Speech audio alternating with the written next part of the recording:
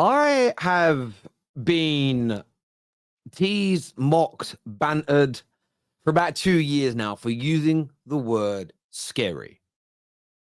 Now, I meant it at the time.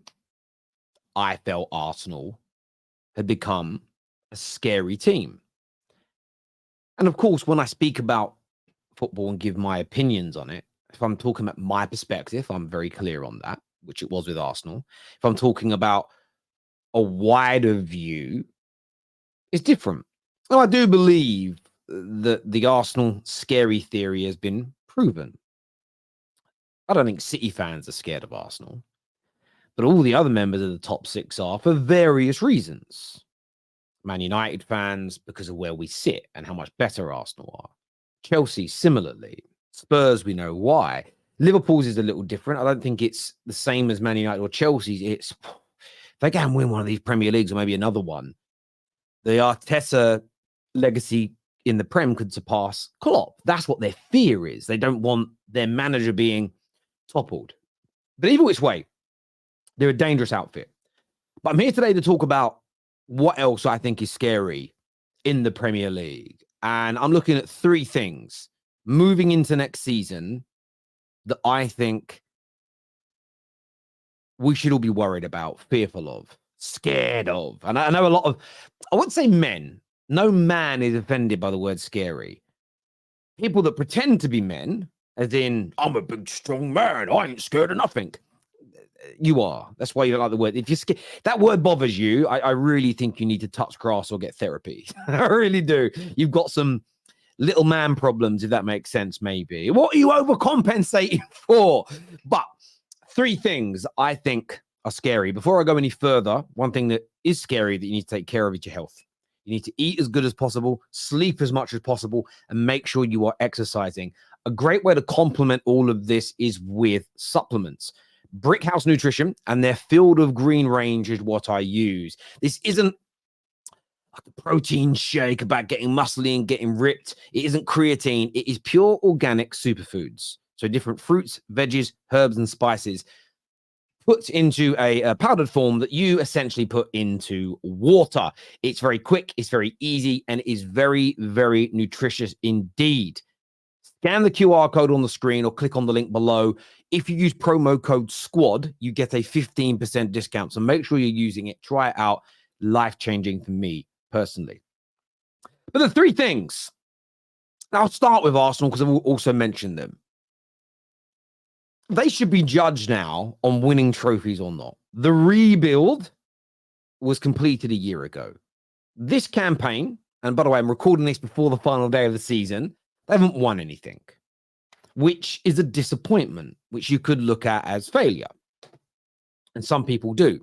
But as I said recently, I read a study that was done over 5 to 10 years by a doctor who spoke to multiple athletes of different level of the game, different sports, different backgrounds, around is second place failure. And he sort of found that there was some people that had a real negative outlook who typically didn't actually achieve what their talents suggested they could, view second place as being a loser, and they find it a real demotivating place to be. Where they found a lot of successful people in the study didn't look at second place as abject, complete failure, and they used it as a springboard or motivation to push themselves further. And we saw that. Well, if you've watched it, go and watch the 99 documentary on Amazon Prime about United's treble-winning team. And Ryan Giggs speaks there about how the losses were the much bigger motivator for him and most of the Man United squad than winning. Winning was great, but Man United's motivation were motivated more when they lost. It was like, oh, this hurts, but I'm going to use it as motivation, as fuel to go to that next level. So for me, I'm one of these people that I always, when it comes to these things and I make my mind up on them, I always view it from the lens of, well, what are the successful people saying? How do the successful people see it? That helps to guide my own opinions. So I don't see this season as rank failure for Arsenal, although they didn't win a trophy. The reason I say that is because they were in this title race until the final day of the season. They're a very, very good team that play beautiful football, that barely concede, and they score lots of goals. Now, that doesn't mean They shouldn't try to improve. They absolutely should.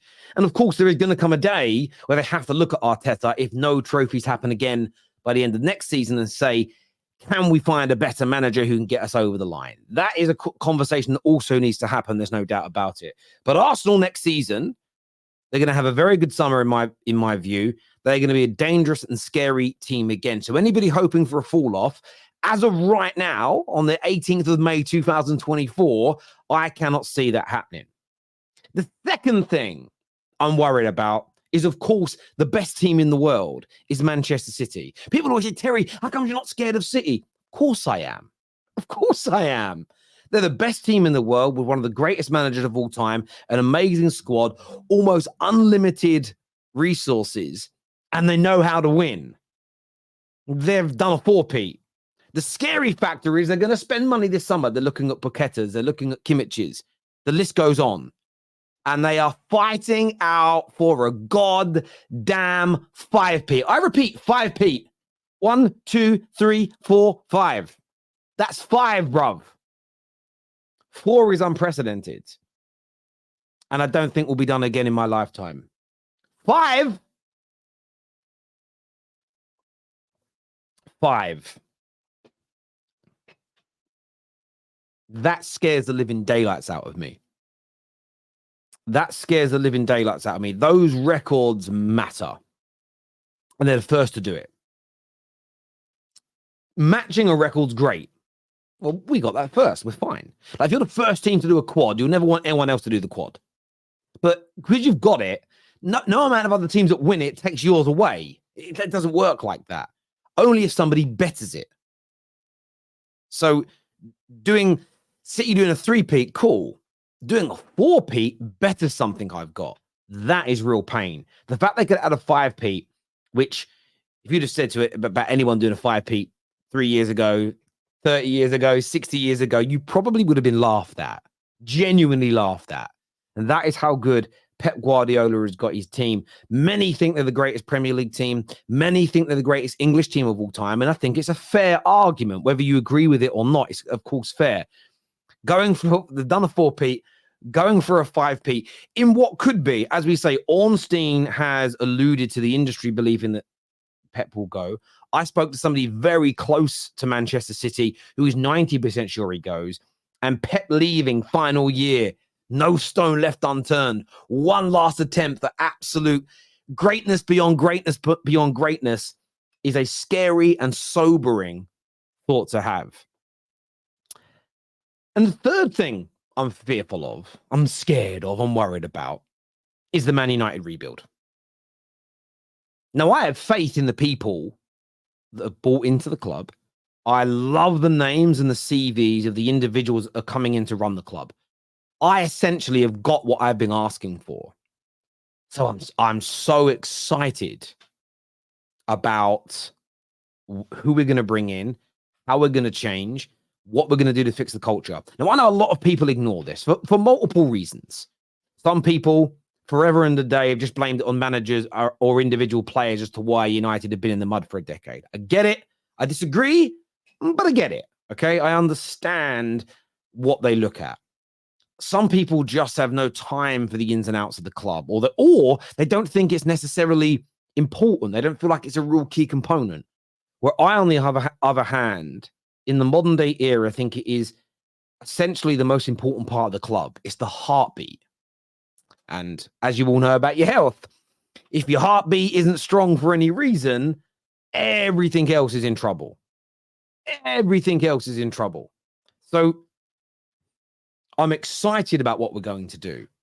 I trust the names, the CV, and the background of the individuals that Sir Jim and Ineos are hiring to come in and run the club.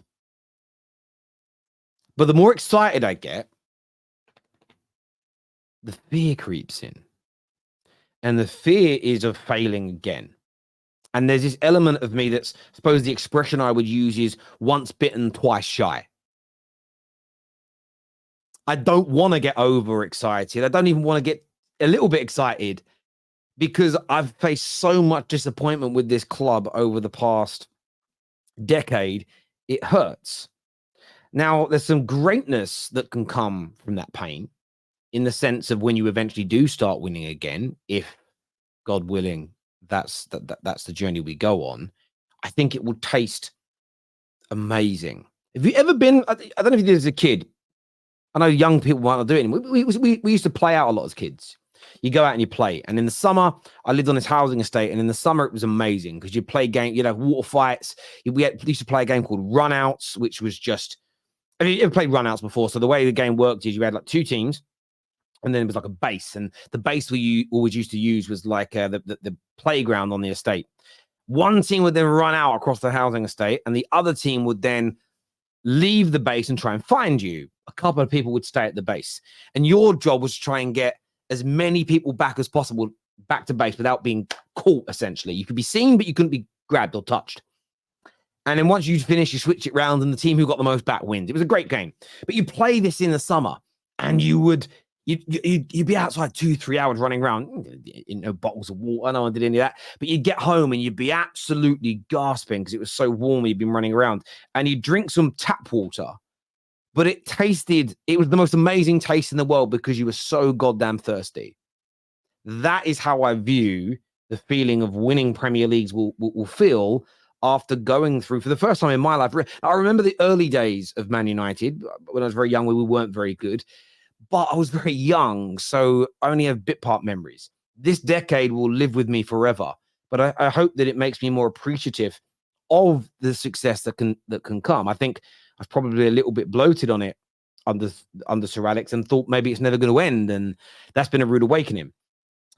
But overall, I do have fear of getting too involved and believing in too much. And that isn't to try and put down our new owners. It's just the fear of having a custard pie hit me in the face and it all going wrong. But they are the three things as we end this season and we look towards the next that I am fearful of, that I find scary about next year. And it's how good Pep Guardiola's Man City will be, the next level that Arsenal go to, and Man United rebuild. I'd love to hear your three things that you are most fearful of and worried about in relation to next season. Leave your comments below. Make sure you are subscribing. Until next time, take care. Goodbye. God bless. And we'll see you all again soon.